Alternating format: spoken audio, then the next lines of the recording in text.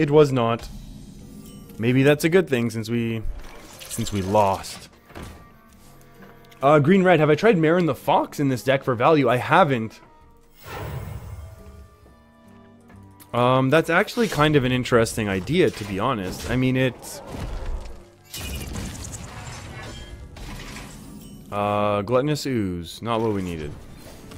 You know what? It definitely, I mean, Marin the Fox is just an interesting card for value regardless, right? It's one of those things where it's like Archthief, Rafam, where it's like it's always on the borderline for value. Whoa, what am I doing? Why am I clicking buttons while I'm playing Hearthstone? I feel like maybe polymorphing there was honestly a reasonable option. Let's go with Vape Nation. It's the same thing. Actually, this is better now. So, the next thing that attacks us will not actually attack us. Oh! That's terrifying. Okay. So we know what type of hunter we're playing now. And they don't run secrets, they just have it as a Fiery War Axe. One more turn and we actually get to do something, so that's very good.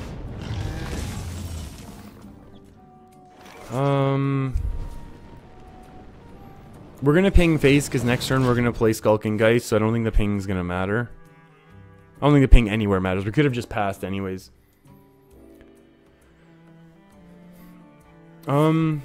Marin's bad with most decks, Shaman, Inner Fire Priest. Yeah, what, because you give them extra things to do is the argument? Can't really disagree there. We don't need the armor just yet. We'll just let this proc and go off.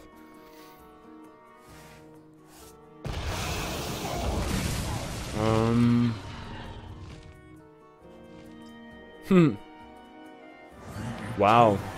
Okay, this game has taken a turn. And no, Life Questioner, I do not vape. Okay, so we're gonna do this, probably hit 1 Hunter's Mark, maybe 2. Something from hand, right? 2 Hunter's Mark, both golden. Interesting to note that our opponents played Hunter.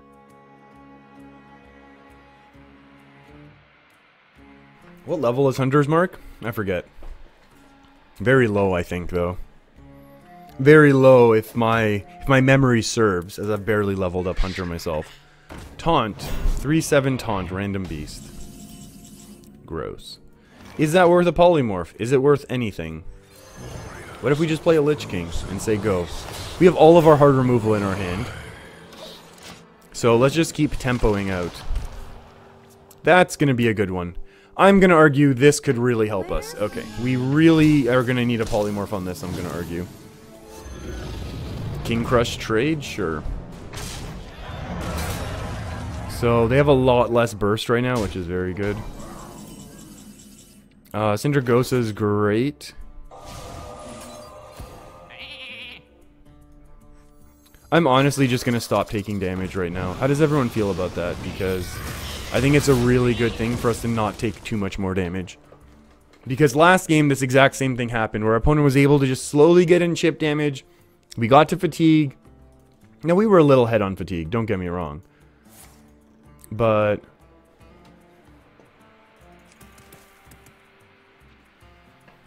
don't get me wrong, but at the same time, I feel like... Oh, okay. I don't know that we're in a better position than we were last time. Okay, that's a lot of secrets. What do we want to top deck? Frost Lich Jaina, obviously. Other than Frost Lich Jaina, what's also good? I guess Toki would be good. I would attack a Toki into a Freezing Trap. I'll attack a Syndragosa into a Freezing Trap. We're going to play around Crushing Walls right now. Masterfully. Ooh. It is like swatting insects. That's amazing. They don't taste horrible.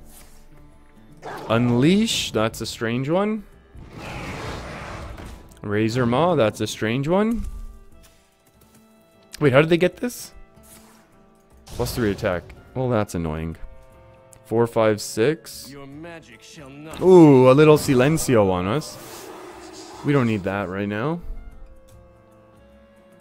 Candle Shot. Oh, our opponent's doing all sorts of damage here. That's actually massive for dealing with Syndragosa, right?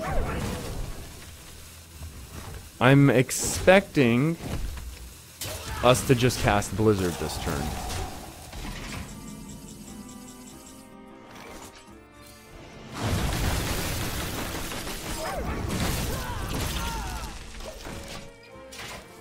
We'll hold off. We'll hold off on this freezing trap. If we can proc it with something else so that Syndragosa can continue to attack, I think that's maybe better. Obviously, getting more value off of Syndragosa is hilarious. But yeah, our opponent's playing some sort of Katharina Big Beast Hunter. But I mean, it's hybrid because they're running the Deathstalker Rexxar, and because they got it out so early, we're having to deal with all of this ridiculousness. And we have played a few games. We've done a little bit of laddering with this deck, actually, that our opponent's playing. So we do understand how generally you want to push really hard on your Katharina Death Rattle synergy to be cheating out minions, to either have massive turns or to have early tempo. And once that fails, then you just start pressing this button. And they've kind of been able to have done that reasonably well. So it is a little scary. That is awful. That is awful, except that we have Voodoo Doll right now.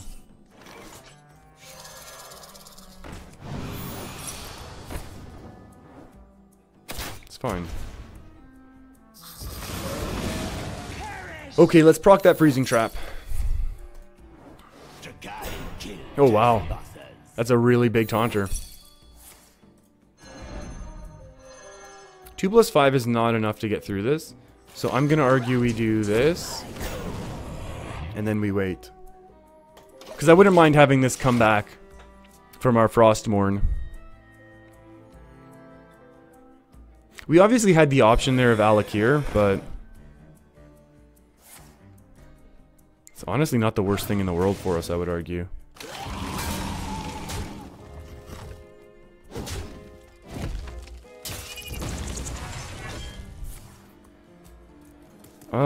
Frost Lich Jaina, and then we probably don't go with these two. I mean, we actually have the space to do this, right? 7, 8, 9, top deck 10. This is just really good to get going, though, I would argue. I'm ready. And obviously there's a chance that they just play another Eaglehorn Bow. But I think this is fine. I think this is fine. Because now we can also do things with Alakir in order to help us go nice and fast. If they play something huge, like we can take one big... We can take one big hit, I think we can afford that. I think we can reasonably afford... I think we can afford one big hit in order to steal a really big minion, and then worst case we just go face and have two big things on board for our opponent to deal with. Again, until we stall out to find our own Frost Lich. Because that's our major win condition, I think, at this point still. Oh, that's a scary one. Wow, both kill commands. I love it. I think we're going to be, like, swatting insects right now.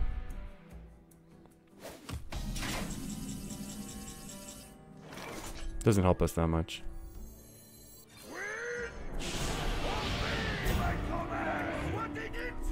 I'm ready. I wonder how that comes back. I think, are we gonna get the full 312? I think we might, honestly. I think that would be kind of amazing. Hey, Pride for Fight, how's it going? I think this is gonna be very good for us. Pride for Fight, hope you had a great weekend, a great start to your week here. We were at rank 4 at one point, but kind of crashed back to 5, but that's okay. We're starting our climb. All good climbs out of rank 5 have a little bit of a back and forth, I would argue. You need to be able to handle a little bit of controversy. Oh, wow. Oh, so they want to give us that minion? That's cool, I guess.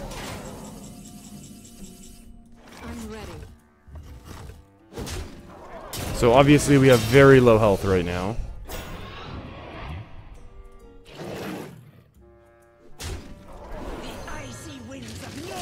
Okay, we're just gonna play as much powerful stuff as we can right now. We'll deal with, you know, freezing and gaining armor and stuff like that later. We've got a couple big taunters, so their charging combos aren't going to... Their charging combos aren't going to scare us as much right now, especially because we do have one big poly left. Another, yikes, Echo Rush Silence. That is not excellent. It's still a lot of damage going face, to be perfectly honest. Oh, they are getting rid of the taunt. That's actually terrifying. They got rid of both of our taunts right now. That's really scary. So my question is it better to gain 12 armor right now and waste our spells, or to roll the dice and try and get Vape Nation?